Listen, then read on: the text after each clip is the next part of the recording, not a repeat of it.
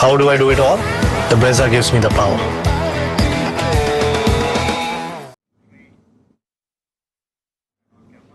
Here we go again. That constant fixture when it comes to the ICC men's events. All roads lead to Dubai as India take on Pakistan in the ICC Champions Trophy. And we build up to it on Maruti Suzuki Arena presents ESPN Cricket for Match Day, powered by Coca-Cola. It's a special day in the cricketing world. The collective gaze of our sport will be on Mohammad Rizwan as well as Rohit Sharma and their sides. For Pakistan, it's even bigger game. They're in fear of crashing out of their own party if they go down today, and they do tend to go down against India. Sanjay Manjrekar and Anil Kumble in readiness, as Ravi Shastri likes to say, as we build up to the mother of all fixtures. Mother of all clashes. I'd like to say mother of all rivalries as a contest, but sometimes the contest doesn't live up to the hype.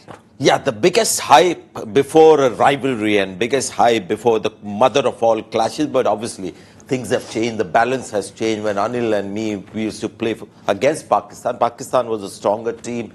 India was getting stronger. But we had one great game last night, and that is another rivalry to savor.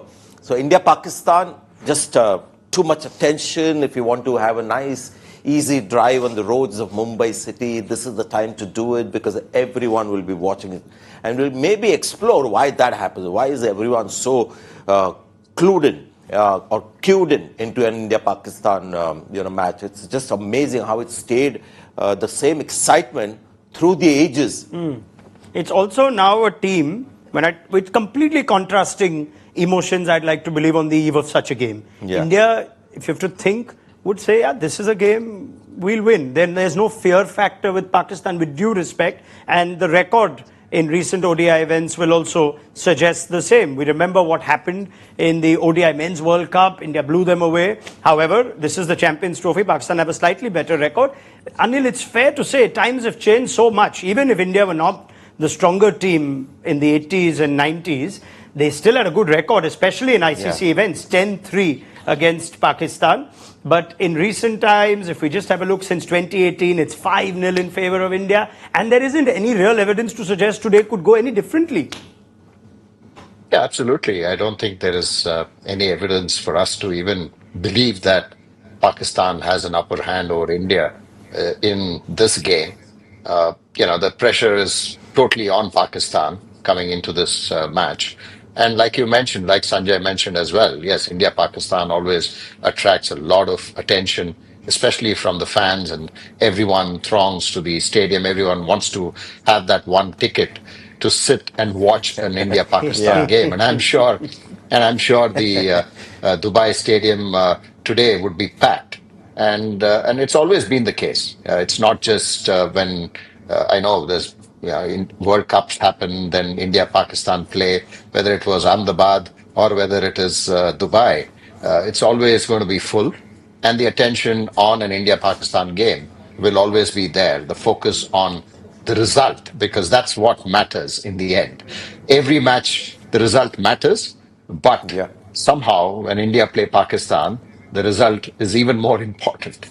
And that sort of I just want to draw the attention of the modern day viewer. We showed a graphic a little while earlier, and we keep talking about how India beaten Pakistan in ICC events, Champions Trophy. But when you look at the overall record, that will surprise a lot of people that Pakistan still have a bigger they have had more wins against India. So that tells you about the past that India have had with Pakistan, which is always a superior team. So I think it was about 57-73 overall. 73 to 57. Yeah. So this is I think quite a revealing thing to just look back at the context as to how it all started, and we were part of that transition where Pakistan was the dominant team. We went in with all vigor and showed that we're going to fight against Pakistan, but deep down the result would tell us the real story, and there was an obvious sort of reminder with the kind of ability Pakistani players had. They just had a better overall team. Maybe batting-wise we competed, but bowling-wise they were far superior.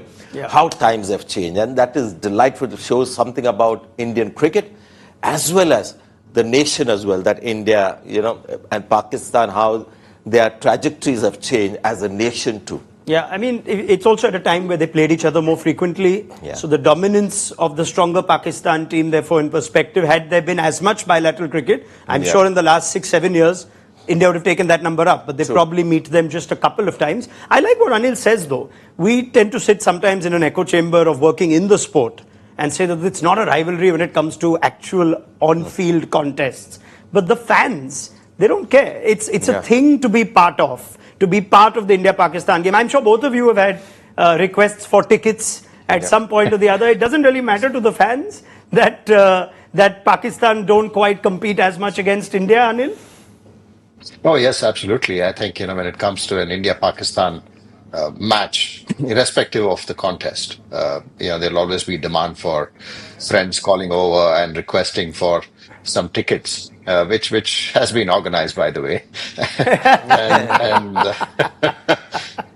so, so I guess that's going to be always the case. And coming back to Sanjay's point, I think the dominance has been mostly in Sharjah when India played Pakistan. The tournaments that we have had in Sharjah, especially after that Javed Miandad 6, I think there was some sort of a mind block to playing Pakistan there, and every fan who came there, I still remember, the moment you beat Pakistan in Sharjah, then suddenly, things change from an Indian fan's perspective, because till such time that India sort of defeated Pakistan, there was always this question mark about when that is going to be, and it's similar now with Pakistan when they go into World Cup tournaments. When is that going to be? Is always something that I'm sure the Pakistan fans would be pondering as well. See, we used to get a lot of fans when we were in public, when we walked into airports or wherever, in functions, and you come across a fan, he'll come very respectfully and said, "Can I ask you one question, please, if you don't mind?" And we knew exactly what the question was going to be.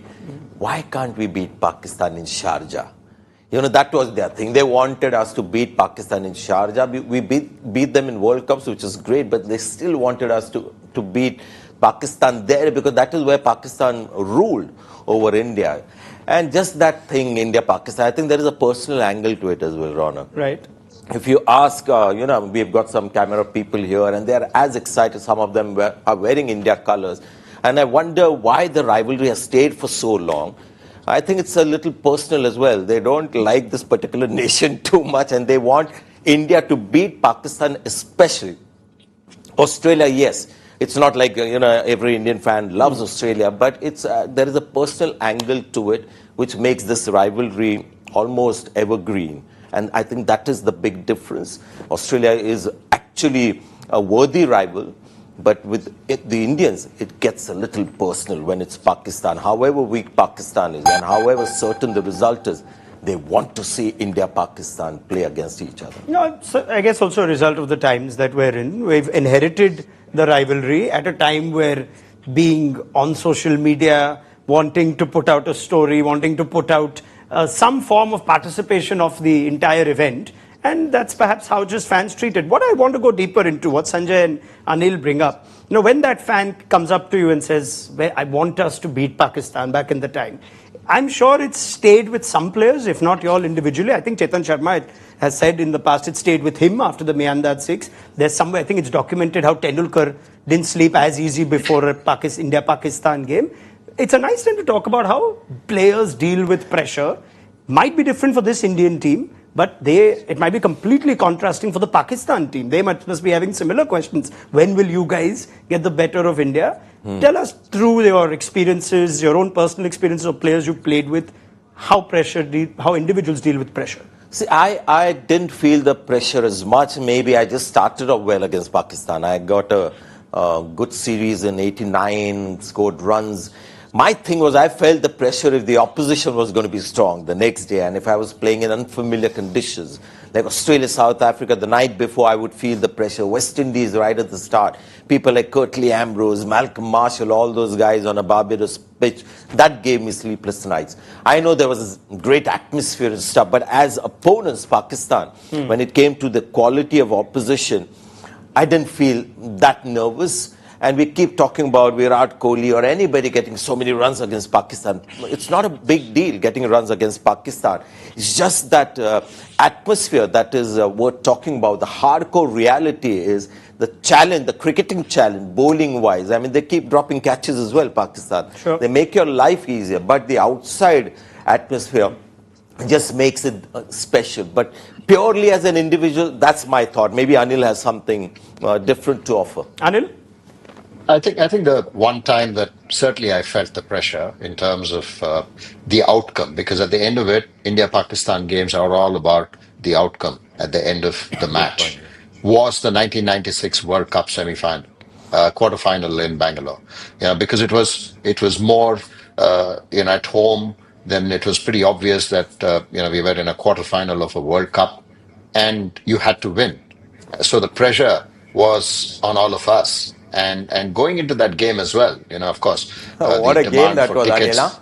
Yeah, I know. The demand for tickets was obviously something that one had to also deal with, being a home match for Local. me, but local, yes. But at the end of it, even during the game, halfway stage, we scored 280 plus, a big score in a on a World Cup quarterfinal match, and then we were three of us from Karnataka playing as bowlers, and if we couldn't Yeah. defend that, then I'm sorry, I don't know what would have happened.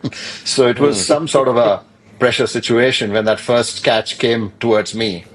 When Wow. Saeed Anwar and Amir Sohail were going great guns at the start in the power play, and the first catch came to me, I think the first thought was, can't drop this. Yeah, so you don't think on those lines, but in an India-Pakistan game, somehow those thoughts come into your head as well. And also, I'm when you had them on the mat, I remember Anil will also, bear me out here. You thought you had got Pakistan on the mat. We are going to win this one. But they kept coming back. It was a strong team. And I remember what will it take to finally finish this team? Because that time, the balance was different. Pakistan was the stronger team. And Rashid Latif came in. Remember, Anil?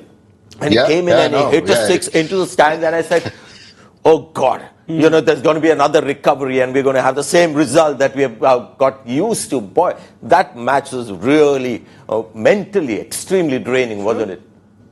Yeah, it was. I think, that's what Sanjay got it right. I mean, in terms of more physical training, I think it was more the mental training that happens at the end of a Pakistan game. And that's how it used to be, especially if you were playing a World Cup quarterfinal. And I'm sure those things have changed. Although from a player's perspective, the approach was similar in terms of preparation, in terms of going into a game. There was nothing different that one was doing, whether it was Pakistan or Australia, or for that matter, Kenya or any other team. So, in that sense, for a player, it was no different. But by the end of the game, you certainly felt that much more tired, more because of the mental, sort of strain and then the pressure. Eden Gardens semi-finals against Sri Lanka, we lost that because we beat Pakistan in the quarterfinals. We were like, beaten, and we carried a nice happy hangover of that win.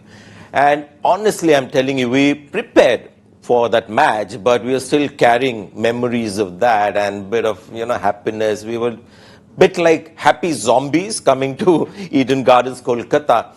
We should have beaten Sri Lanka. We were the superior side, but the match before had a lot to do, with the result in that semi-finals. So I'm curious to actually know whether Anil says there's nothing different that you do as a player, but if you can sort of really think about whether there was something else that you did to deal with the pressure itself. Now, it may not have been for Pakistan for you, like you said, but you're saying when you were up against it the next day, if it was the West Indies or conditions that were unfavorable for you, do you remember how you dealt with it or how a player ought to deal with it? See, the one thing, Anil will be able to tell you more about this because somehow I sort of was able to shut it out. And for me, it was just about the quality of opposition. But I remember when we landed in certain places, they just had their fans in your face. Yeah.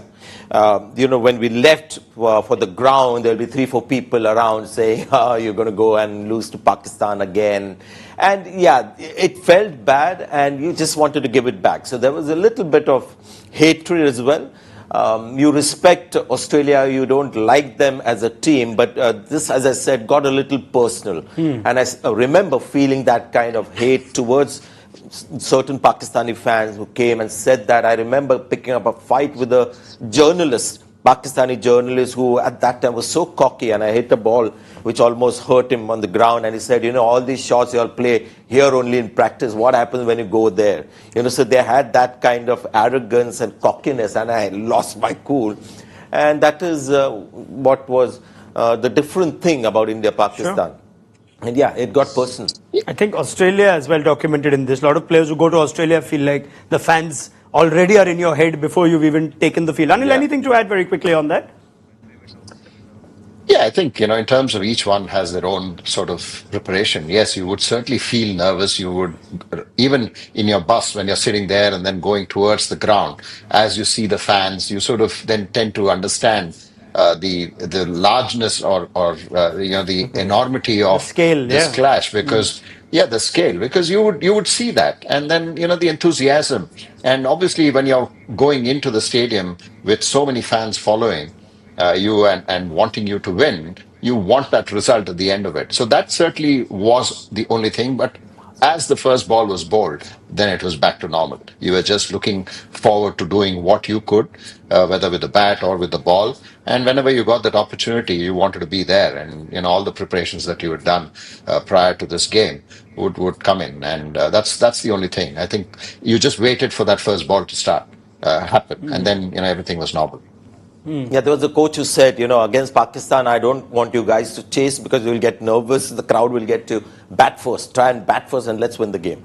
You would like to tell us who the coach was? Yeah, Ashok Mankad. Okay. Yeah, he said while the crowd fever builds up, might as well do the difficult part. That time batting, second and chasing down targets was difficult. So he said, bat first, get runs on the board and we'll deal with it. Interesting. Now at this point, I also welcome Uruj Mumtaz, who's made her way. She was in Lahore yesterday, back in Karachi now. I think you've been listening in patiently to the conversation, talking about dealing with pressure. Uruj, firstly, welcome. Oh, you've not made your way back home, but it's nice to see you in transit. So let's get you in the conversation too, Uruj. I hope you can hear me well. I think Aqib Javed said something yesterday on the eve of this game as well, where he's saying, well, the pressure is important. If you don't have pressure, then how are you going to show your craft or show your wares? For Pakistan's players, and this is Aqib Javed's exact quote, there you go, if you remove pressure, what remains in an India-Pak game? Player needs the pressure to show his wares. And clearly the pressure is on Pakistan, isn't it, Uruj, for a team that has not been able to find how to get the better of India in an ICC men's event in a while. Yeah, 100%. I think the pressure's on Pakistan, and it's not just the magnanimity of an India-Pakistan game. There's probably more to that because of obviously the problem that Pakistan have at the moment in terms of their 11, the current form, probably quality of players as you put the two 11s down each other as well. So there's more to just the nervous energy that Pakistan-India clash brings. I think it is more that. So he's trying to dissipate that nervous energy somewhere. And obviously, he's also gone on to say, well, you got a bat and you got a ball. It sounds far more simpler, but in India-Pakistan clash, no matter how much you channel it, no matter how good you are at sort of your pressure handling, it is not just another game. There's always a little bit more. But as players, I think you're used to it. You're obviously, the pressure's always there, the crowd's always there. But like Anil said, once the first ball kicks in, it sort of almost becomes a little bit more normal than what it is prior to. So the lead up and all of that, you can almost feel it in the air. Okay, I can confirm at this point that the toss has taken place in Dubai, and Mohammad Rizwan, unlike what he did in the opening game against New Zealand in Karachi, has decided to bat first. Pakistan have won the toss, they'll be batting first. There was one change expected with Fakhar Zaman ruled out of the tournament, and Imam comes straight in. They had the option of Usman Khan. Firstly, Uruj, they're batting first, and it is Imam in place of Fakhar. Give me your reaction. Yeah, we spoke earlier as well. I think that was the most sensible choice. Remember, the Dubai surface needs to be put under context, right? So it's not going to be a massive score. And that actually plays in Imam's favor. He's obviously not going to blast through his way in the power play, but he plays spin well. Even during the power play, he's not afraid to play over the top. So as much as he's not explosive as Fakhar, but when the spin does come in, and India will obviously have a few more spinners than Pakistan that Pakistan will have to cater with. So he's good with playing late on his feet, going back deep into the crease, and he's not afraid to use his feet either down the ground, so which is going to be good. Also, he's coming off a 98 that Shaheen's game against South Africa in the warm-up. But whether he slots in open with Babar or they still send Saud in to bring Babar down to one down as a comfort zone, because clearly Babar doesn't look very comfortable there. And obviously, a guy who's lacking in form, that was massively spoken about, is the way he approached the game with his intent in that first game. Now batting first, where Pakistan will have to assess what a good score is on that tired Dubai surface. Let's bring that Dubai surface into the conversation as well. Just confirmation of Pakistan's team that Imam Ulaq has made it back into the 11. Quite a game to return for. India-Pakistan clash, no Fakhar Zaman in what looks like an otherwise unchanged team from the one that went down to New Zealand on the opening day of the tournament. India are also unchanged, so no tweaks to the bowling department. Harshit Rana keeps his place ahead of Arshdeep, as does Kuldeep Yadav ahead of Varun Chakravarti. So we get a reaction on that first, Sanjay Manjrekar, and then we can get into the conditions at Dubai and what that does for the contest. Well, the conditions suit India, unfortunately, for Pakistan, because what we saw in the first game, and I don't see that changing dramatically. And also the Lahore pitch that we saw last night, it looks like the pitches are tired at this time of the year. So it's a pitch that's going to be turning, and India have got 4 or 5 spinning options there. Not ideal for Virat Kohli, to come back into form, but for the Indian team, this is perfect. And Pakistan's strength is really seam bowling. I don't think they've got much there on offer. So, yeah, at the start, you would say odds slightly stacked in India's favour with the conditions. So you say that, Sanjay, and yet we saw in the opening game, Anil, you know this too, that we saw a Pakistan team that couldn't keep up with the rate, chasing 300 plus. And therefore coming to Dubai, where we don't expect it to be perhaps a 300 game, if it's fair to say, whether this is going to somewhat just bring Pakistan more in the contest? I think so. I think, it'll probably, Pakistan will be sort of better off on a surface like this because this is their sort of approach, even on a flat deck. We saw that against New Zealand when they had to chase down 300 plus, yet they went about, just maneuvering the spinners and not really going hard. I think one thing that is tough in the Dubai pitch that we saw yesterday when Australia played England is six hitting. I think it'll take a bit of time for any batter to get used to the surface and then sort of go after. It's not like ball one, you can go after a bowler and then look to hit massive sixes. And that I know is not Pakistan's forte. So perhaps that's something that because of the surface, it'll assist them in bringing a bit more contest rather than a flat deck where the mindset of a Pakistani batter would be saying we need to get this 350 or 340. And that's the biggest challenge now because since they're batting first, what's a good score? Uruj mentioned, what's a good score on this surface? We saw against Bangladesh 230. Yeah, it was still on the slower side. Even when Shubman Gill was batting, KL Rahul was batting, it was not like you were easily going to get those 7 or 8 runs in an over. You had to work with that. And we also saw Shubman hardly going after the off spinner. I think on a normal pitch, I'm sure he would have gone after an off spinner right from the first over. Well, what we do have is at least an opening stand that is actually pretty good together. Imam Ulaq and Babar Azam, assuming they come out and open, we'll find out in just about 20 minutes from now as Pakistan have won the toss and are batting first. But between the two of them, they average over 63. Decent strike rate, 10-50 partnerships, 10-100 plus partnerships. So it's actually quite a prolific opening stand. We don't quite have the context of these games. But batting first as against batting second, Bangladesh batted first and lost their way in the early parts. Is this the right call firstly in Dubai? I mean, in the 2023 World Cup game in Ahmedabad, they batted first, didn't get enough runs on the board. I think in the last game, their problem batting first or chasing was Mohammad Rizwan taking too much responsibility on himself and Babar Azam as well. They thought, we're going to do it for the team and laid the foundation for too long. And you can't get that score, 22 in the first, 10 overs or something like that it was. I just feel that batting second has too many perks and one must look to do it despite what happened in the last game. In the last game, it was just 2 individuals who just played overcautiously. By batting first, they have actually maybe made things even more difficult for themselves now. They'll have to think about what's going to be an ideal target with an Indian team that they're looking at. And I'm sure by this stage, slightly overawed as well. So what's the target you're going to set? So do you think it's again reflective of a team that's underconfident, worried about Yeah, I mean, we potential didn't exit in the chase well tournament? in the last game, so let's bat first. But the last game chasing was, in a way, messed up by a couple of individuals. I think there were some good signs down the order with Khushdil and Salman Agha. So, yeah. Well, for what it's worth, it did get slow, that surface, in the opening game in Dubai. We wait to see if it's going to be the same. Let's talk a little bit about India as well. Unchanged team. Anil, so Kuldeep Yadav gets the backing, something that you wanted to see. Oh yes, yeah, it's just one outing that he's had, and against Pakistan, he has a great record. So I'm sure he'll be looking forward to bowling on this surface and then getting a few wickets. I think India needs to continue to back Kuldeep Yadav because he's someone who's a match winner, and and like I mentioned, even in the last game. Anyone coming back from an injury or a break certainly requires a couple of matches for him to get into his own. And the moment he gets a couple of wickets, then things start to come in and the confidence comes back.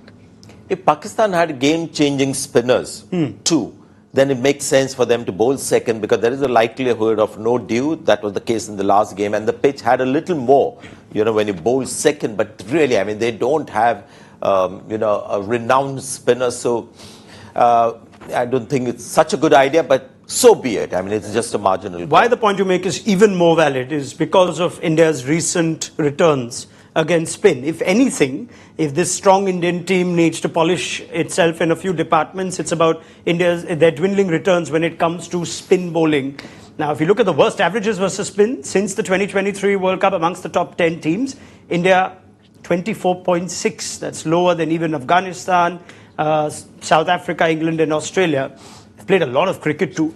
And this is where Uruj, again, Pakistan would be worried about, or at least be disappointed they don't have spinners in red hot form, something they didn't have in Ahmedabad as well when they met in the ODI World Cup. Add to that, it's not like the fast bowlers set the world on fire in the opening game.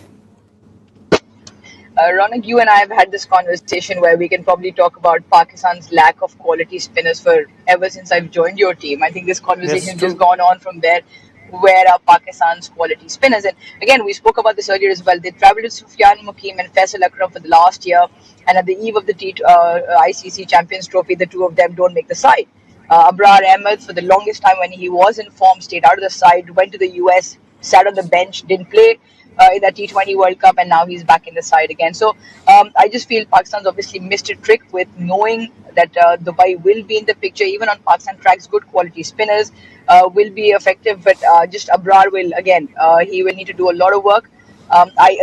He's the problem with Abrar is he goes searching for wickets in sometimes which he can lose his length and then he can go for runs. And because he's not very experienced, just you sometimes feel the pressure gets to him. Salman Ali Agha as well and Khushdil Shah, again, not having playing a lot of cricket, but will have to do bulk of the bowling on this turf again. So I think it's becoming a repeated phenomenon for Pakistan where they find themselves, especially with the lack of potency and penetration with the three quicks of late. The spinner debate becomes even more highlighted as an issue for Pakistan. Okay, I'm going to keep this simple now because I want to see a contest today, and all the evidence and build-up suggests that India are overwhelming favourites, and understandably so. What is Pakistan's best chance to overcome the odds, get in the contest, possibly even get the result? What do they need to get right? Anil? Yeah, I mean, first have to get those runs on the board. I mean, yeah, they'll have to bat those 50 overs really positively, take the game to India if they have to really compete in that first 10 overs. You can't be subdued. You want to sort of show that dominance right from the first over, irrespective of, I mean, there's not been much swing. Yes, Shami did get a bit of seam movement, and Rana got a little bit of sort of seam movement, and also the ball stopping a little bit. But you need to take the game to the opposition, and that's something that if Pakistan can do and get to say 260, 270, and beyond, then of course the faster bowlers have to get early breakthroughs. You know, if you don't get early breakthroughs, and 270 or even 280 becomes that much easier because Pakistan don't have those quality spinners in the middle to hold India, other than Abrar Ahmed, who's again inexperienced. Then the occasion can get to you. So it's important from a Pakistan's perspective that they need to really out-bat India because they have this opportunity now with the bat? If they're batting first, now that they're batting first, I think they've got to be pragmatic, and it's something weaker teams have to do. They can't show that we'll play positively and we'll go hard at the bowlers, then you get 120 all out. So stay within your limits, have a reality check, and not aim too high. Bat first and aim for 230, 250. If you end up getting 280, great. And then when you're bowling, unleash Naseem Shah on Rohit Sharma and Virat Kohli. Barring Naseem Shah, Ronak, I don't see any other bowler out there who's going to be troubling the Indian batters. Naseem Shah has a ball, which is the outswinger that troubles at this stage both Rohit Sharma and Virat Kohli. And if he gets them out early, then you're just hoping that the young generation, Shubman Gill and Shreyas Iyer, because of the kind of confidence that they have, might just play one of those, loose shots. And, because it's an India-Pakistan match, I'm going to show that I don't, feel the pressure. Hope those kind of things happen. But for that, they've just got to be very, very realistic about their batting ability, which is not great. Something you brought up on the opening day, and something that is backed, and those numbers get even more potent after the start they had in the power play in the last game. They got just 22 in the first 10, chasing in excess of 300. We just look at those numbers, batting power play numbers, which are not getting any better for Pakistan. And Uruj, I wonder what the last few days were like for Babar Azam. I refuse to believe players tune out of social media. He would have obviously seen, heard everything said, and I mean, there was no straw left back from pundits, from experts, from players as to what they felt about the Babar Azam innings. Do players actually check in? Do you think? I think it's almost impossible to find out. Rahul Dravid used to say he just doesn't read the newspaper during a tournament. It's so much more harder now to not find that access on your phone. But anyway, coming back to it, Uruj, they need to start well. They need to play well in the power play. And Babar would have had some reflection, some emotions after what happened the other night in Karachi. Yeah, 100%. I mean, we've spoken about this. They're professional athletes, and it's their job to turn up and at least try and be the best of what they can be. Babar is the sort of person who is, yes, obviously there would have been introspection, but he's very quiet. He keeps to himself. Yeah. And he was most of the time very humble in his approach when things don't go according to him. But I don't think there would have been a huge sort of in terms of him hitting the nets for prolonged period of times. I don't think he would have spoken too much about it. Maybe just checked in on the social media. I'm not sure. But I think apart from the problem with Babar Azam is he cops out so much criticism because he is Babar Azam in that side. Let's not forget the other top 3 and 4 did not play well as well. In fact, the entire top 4 played with a strike rate which was similar to Babar's, but because Babar was there in that power play and the intent was clearly missing from him, he copped out criticism, and rightly so. Now, what Sanjay just said is absolutely true. It's a surface which they will have to assess. The one thing they will have to do between that middle period is run hard between the wickets. Yes, Pakistan is not a massive boundary hitting side. Yes, they will have to push the intent in that first 10 overs, but they will have to run extremely hard in that middle phase when the Indian spinners will be. There's sometimes what Pakistan does is, because they don't want to lose the wickets to the spinners, they get completely bogged down, and the rotation of strike actually causes them to lose more wickets than possible. So I think get into the game, make use of the power play, push the opposition onto the back foot, but play the spinners very smartly, and then see where they are at the end of 40 overs to post that total. Do you sense he's torn? If you see that stat that was on the screen before, 65 innings in all international cricket without 100. So on the one hand, Babar Azam's thinking, I need to get 100. I'm the player who's expected to get hundreds. There's also a strike rate that's on its way down. Do you sense he's caught? And what is the escape now? Yeah, it's a bit like Virat Kohli. His form is not good. The confidence is down. But, Babar is younger. So that is one thing that's going in his favor. This is a guy who's got hundreds for fun in places like South Africa, Australia, England. So he's seen those kind of days. The problem with iconic players is that the fans judge them not by their 40s and 50s, by the hundreds. And I thought in the last game, he felt that this was a great opportunity for me to just put my head down and get 100, and just lost sight of the bigger goal or what he needed to do. So I hope he's learned to listen, and it just comes into this game and tries to find his touch. I think at this stage, when the ball is hard and new and coming onto the bat, he still has those shots, even despite being out of form, to play on the up and play some crisp drive. The moment the pace is taken off, the spinners come in, then you've got to do all the work. And that is where he and Virat as well are struggling, when they have to get the power in and start scoring boundaries. And with 5 fielders inside the circle, single also not that easy until the 40th over. In some ways, Anil, I'm thinking whether Pakistan decided that the opposition, they've got such a big reputation with the bat. However, they're bowling. They're going to play Harshit Rana, who's young, Kuldeep Yadav, who's just returning, Shami also returning recently from injury. Maybe our best chance is if we can get the better of India's bowling. And what kind of expectations do you sense you have of India's bowling? And what's a big game you sense for the likes of Harshit Rana? Yeah, I think, it's a big game. Of course, that's probably the approach of Pakistan as well, saying if we can get to that 30 over mark without losing 1 or 2 wickets, maximum 3, then you could possibly put pressure on the second half of the game with the Indian bowlers because of the lack of experience, or without Bumrah. I'm sure all the batters would be breathing easy. And we saw that even in the World Cup when Pakistan got off to a good start, but as soon as Bumrah came back, he knocked the wind out of Pakistan batting. So that is something that India will also be aware.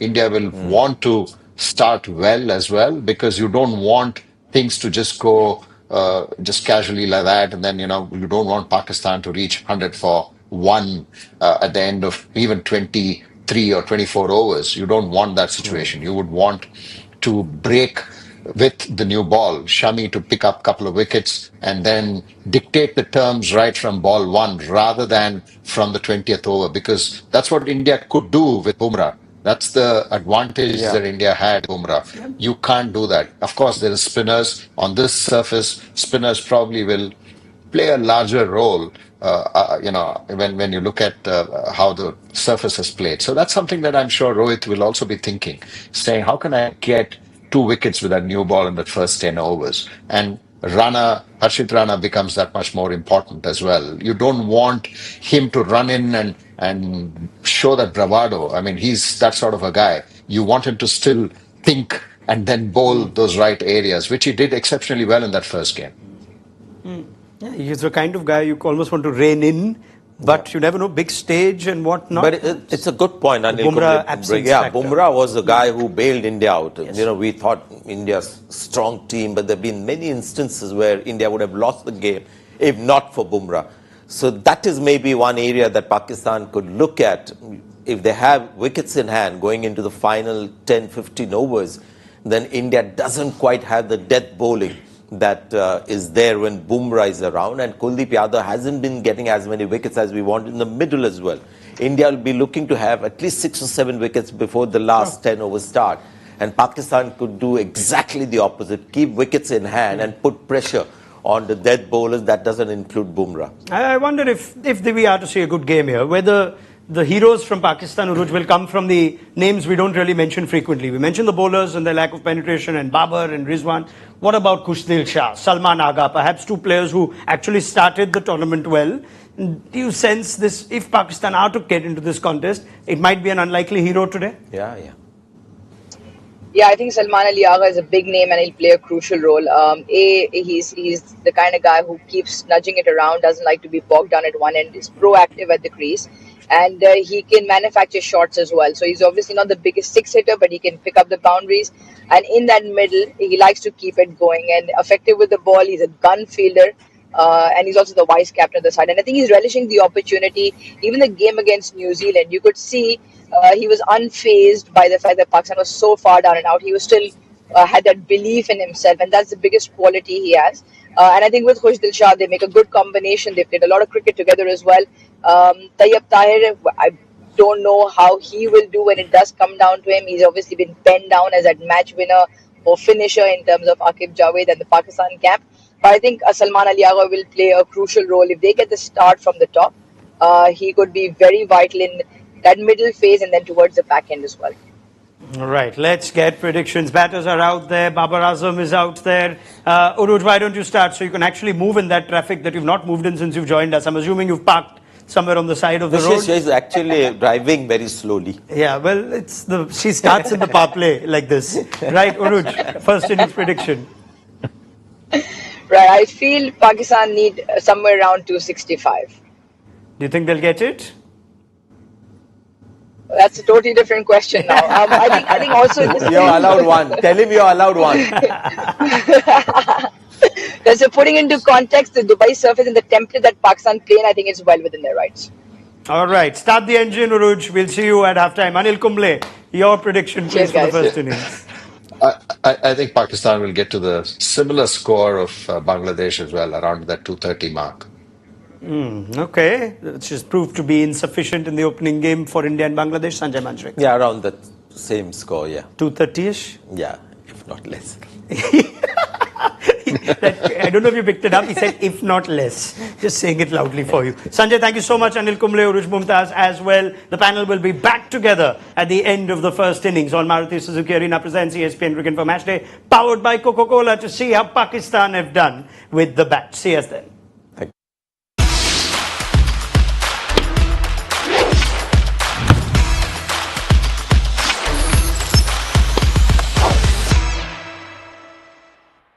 How do I do it all? The Brezza gives me the power.